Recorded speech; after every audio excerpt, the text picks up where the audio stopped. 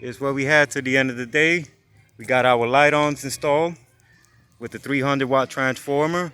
We converted the gas lamp over to electric.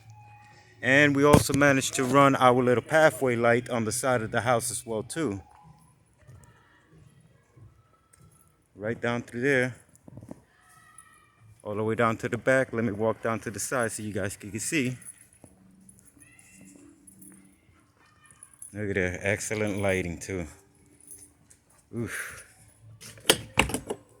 And back through here as well too.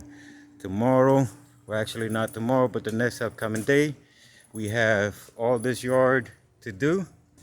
We're going to be installing them patio lights all the way around throughout the premises and back around to the house. But this is what we're looking at. These are my finished product. Ran the wires. You don't even see them. They're right under the patio blocks right through here. All the way throughout. And I also did the gas lamp as well too. If you guys have any questions or anything like that, just hit me up. Thank you for watching.